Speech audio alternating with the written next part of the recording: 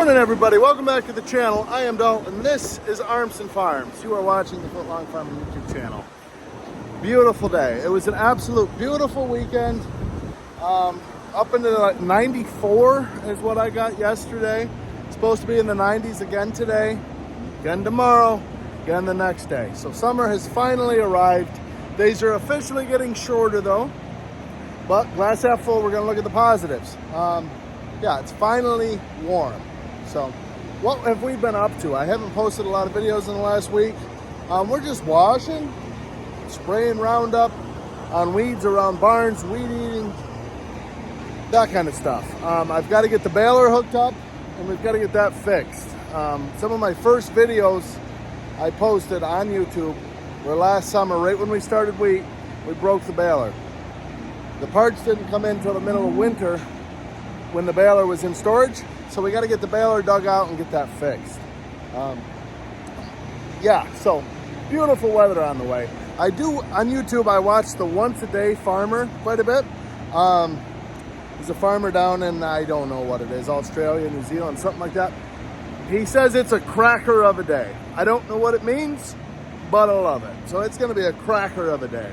I had a comment on my last video asking about my dry cow pen. So being that it's slow, I figure I would explain our dry cow pen just a little bit to you guys.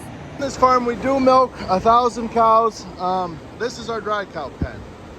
So right around 200 head in here. They said it looked small for the size of our herd.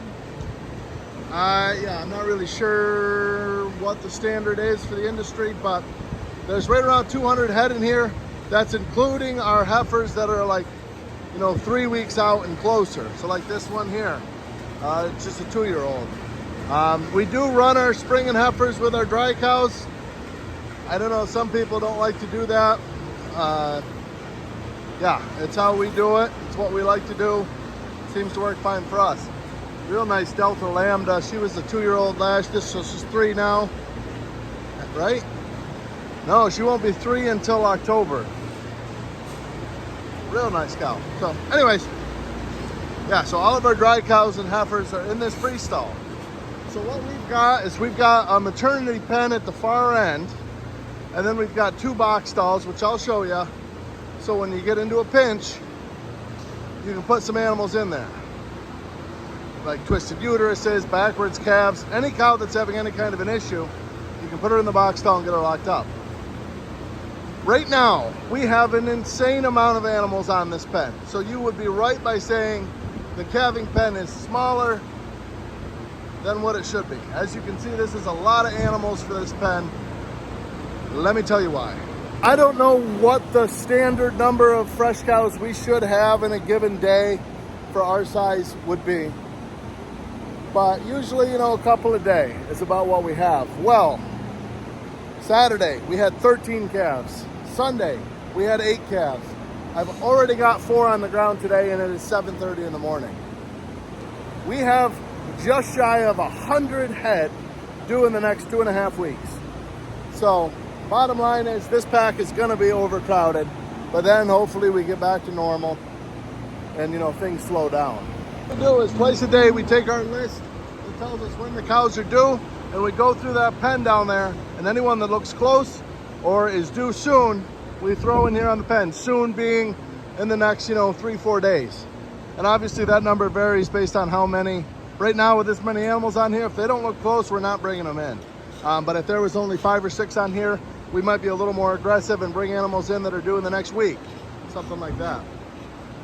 So once they're in here, we do have cameras set up. We've got a camera there. We've got a camera in that corner. We got cameras up there. We got cameras over there. We can all watch this maternity pen from our phone 24 hours a day. So we keep a real good eye on them. You can see we got a real nice captain daughter. This cow was not having troubles, but she's got really high numbers. Her calves are low eyes. It was a pretty good numbers bull. So we brought her in here just to get the calf out, and there ended up being 2 of them. Twin heifers. So with any luck, we'll have 2 numbers calves. But yeah, so we've got our 2 pens right here. We can There's gates on them at all corners, all sides. We can just pull them in here to have the calf. We got a vet room full of our supplies. And then we got a room in here. This is heated floor, so in the wintertime, calves can get dried right out and stay warm. So, yeah, I hope that helps a little bit. It is all one ration for all these dry cows. So you can see pretty heavy straw, pretty heavy corn silage. We have some off-site barns a couple miles down the road, and then another one about a mile down the road. Each of those has about 120 head of pregnant heifers. Once a week we go up to them, we bring them home. Another nice Delta Lambda, she'll be 3 in July. So once a week we go up and we bring any heifers home that are due, like I said, in the next 3 to 4 weeks and put them up here. That's kind of how we keep track of our pregnant animals. That's kind of the system that works for us. So when we built this barn, we almost went with what they call just-in-time calving. So that would be just one big freestall with no maternity pen. Just a couple of box stalls like we had in the end. A lot of the big dairies are going to that. And you just got to walk through the cows every couple hours, pull them out right before they calve, put them in a pen, pull the calf, and you're done. There is no maternity pen where they come in and they lay down on that pack for a couple weeks. We almost went with that. We decided against it for the simple reason of, at this farm, our cow crew is also our crop crew. So when we're in the fields, we can't have somebody up here every hour or two checking cows. So we needed that maternity pen to be kind of a comfort zone for us where we could put animals on and we wouldn't be too upset if they calved without us, if that makes any sense. You know, you put them on a pack, you don't want them calving out here in the freestall. That's where you get into trouble because the calf will be born right in the scrape alley, which is just straight manure. There's a lot more animals out here. We just, you know, it's dangerous for the calf. It's not as biosecure, whatever. You don't want those calves with the fresh-born navels getting right into that manure. That's why we like the pack. That straw pack gets bedded every day, and it's kept nice and dry and clean. So for that reason, we decided just-in-time calving just wasn't going to work for us. So we kind of did a hybrid. Like some farms, all the dry cows are on packs. Some farms it's all in freestalls. We kind of said, the heck with it. We're going to build a maternity pen, and we're going to build the box stalls.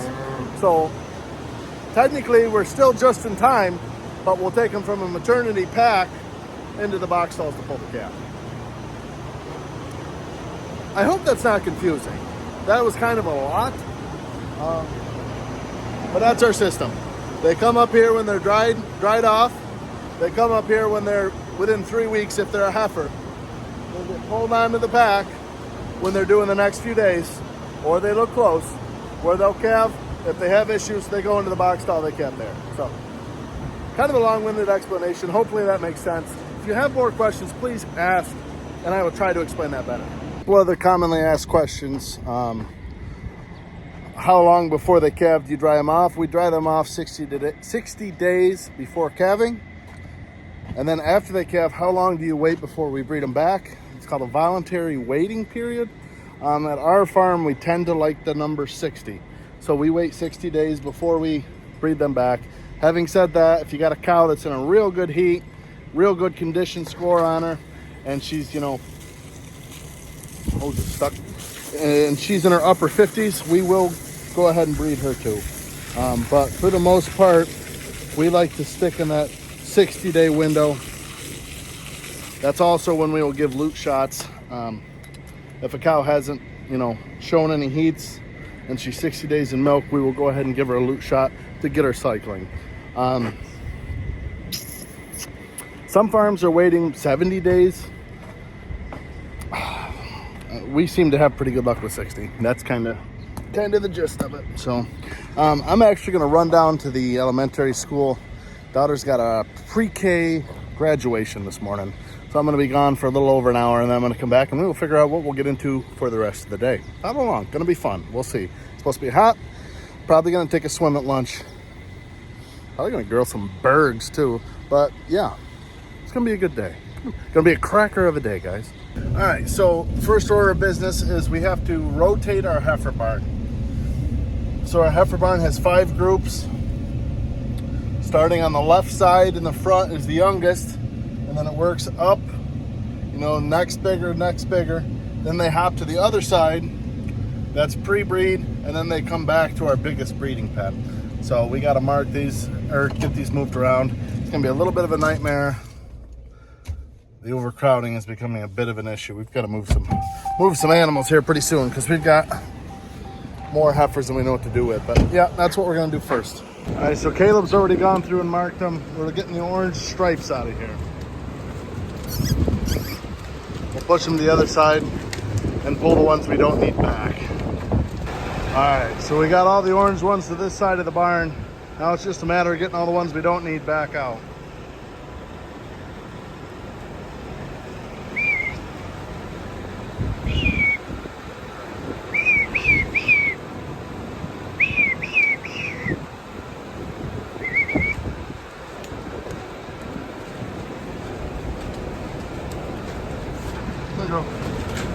Come on, girl. Come on, girl.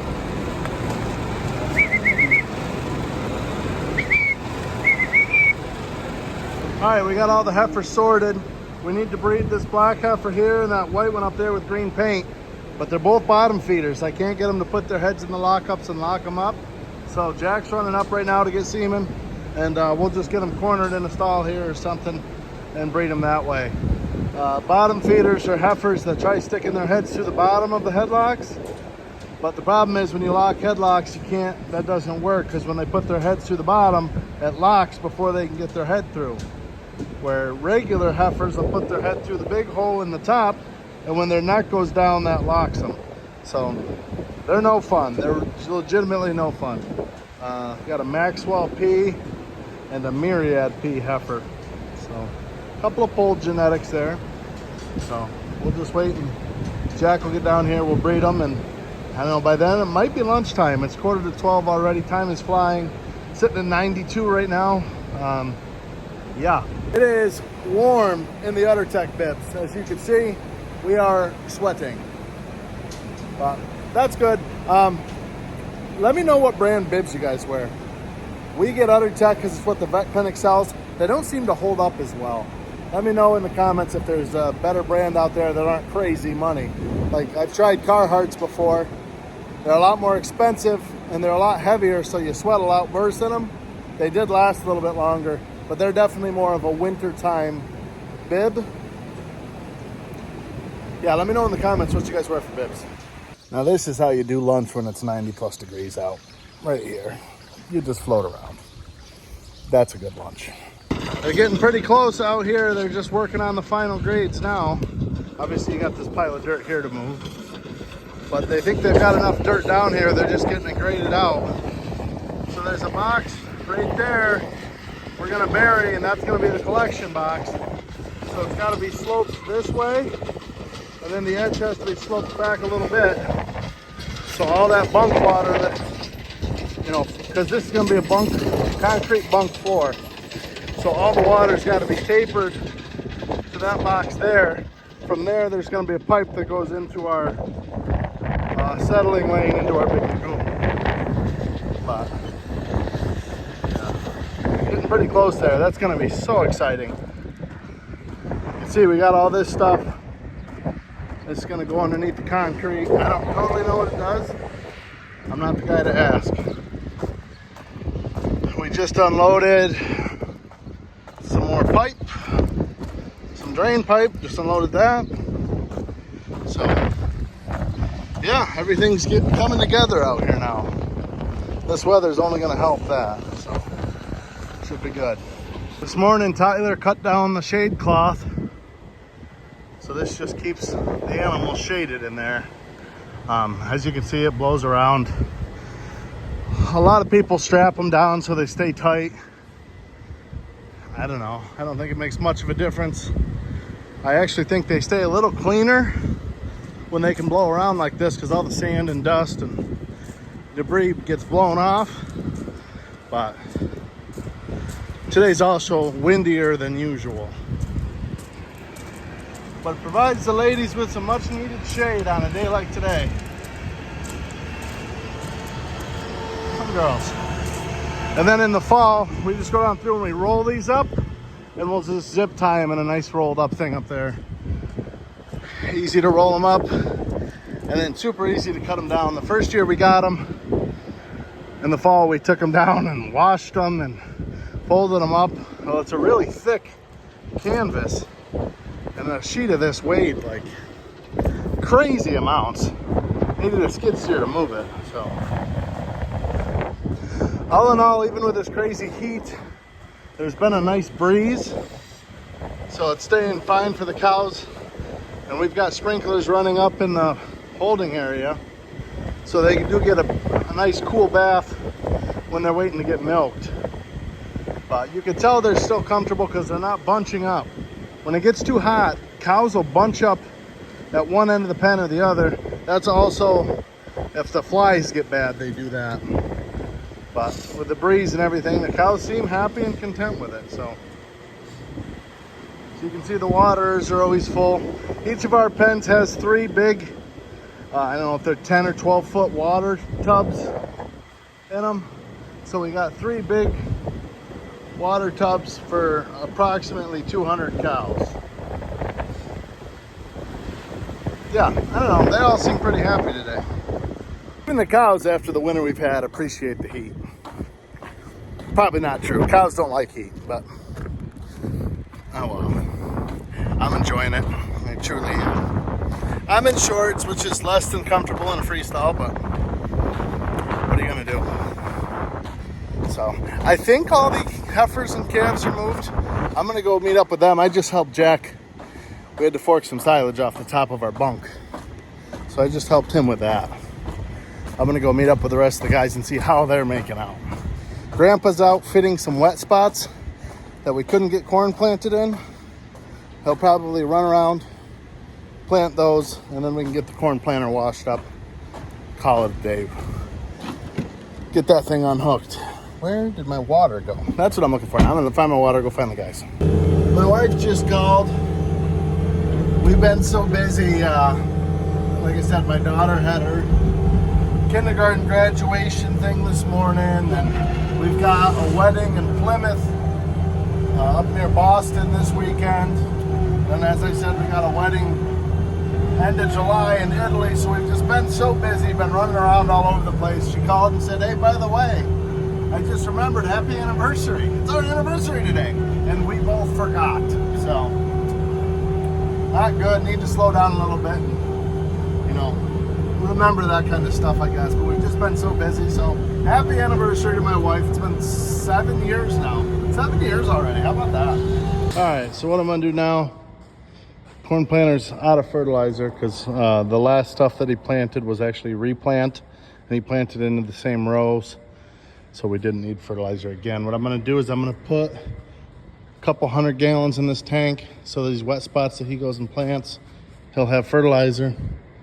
And then I can pump the rest of the fertilizer that's on that truck back into our silo. I get that tank washed out and start taking the tank off, the pump off, the hoses off. Get that truck despringitized. So that's the plan. These pumps are about whooped. You run fertilizer through them long enough and everything seems to go downhill. But we did buy a new one this spring, and Harbor Freight told me got a 1-year warranty on them.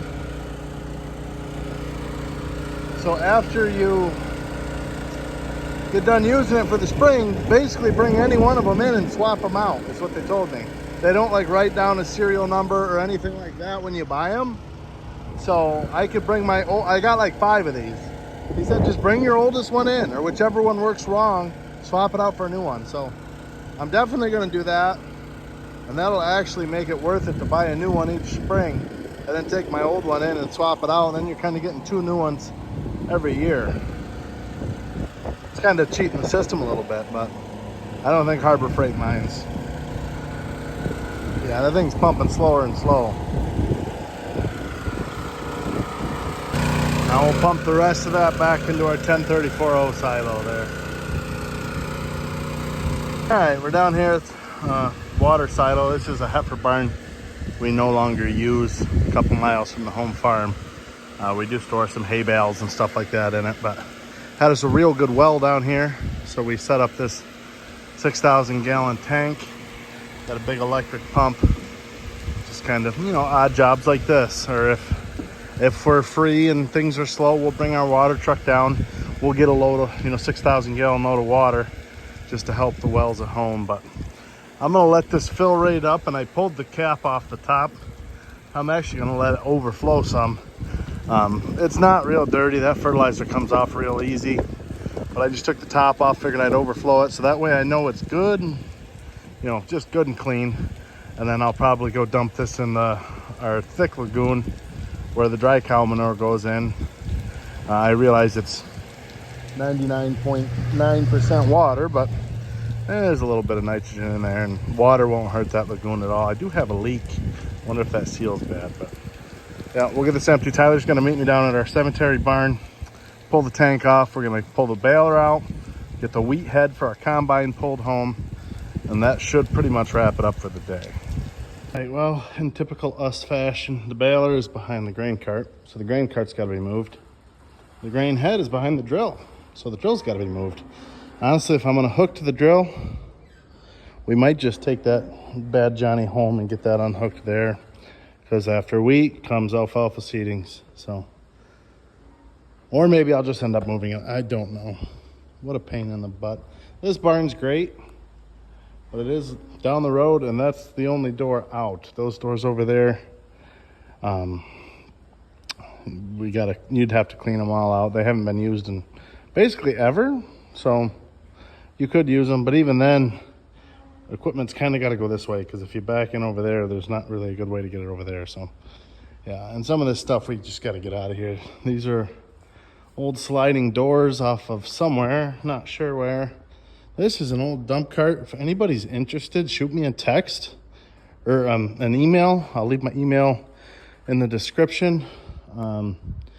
It's just a dump. It doesn't go out like that way. It just tips up and dumps. We ran it back when we just had the two 10-wheelers and there was no high sides on it.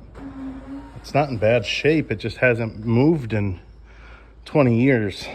So yeah, if there's any interest in this, let me know, and probably make you a pretty sweet deal on it, because it's just taking up space in this barn here. So yeah, when he gets down here, we'll get this stuff jockeyed around and get this stuff out of here.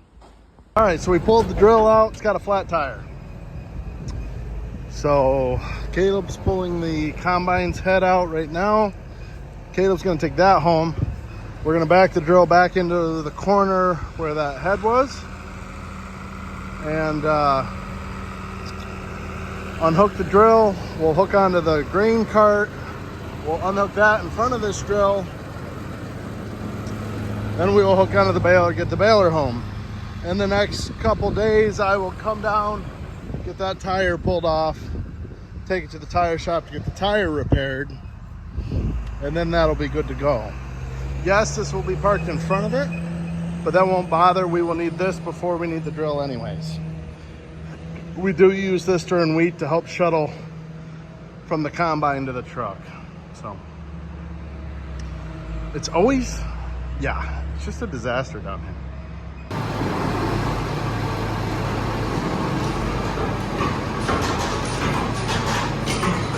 The old 590's headed home to,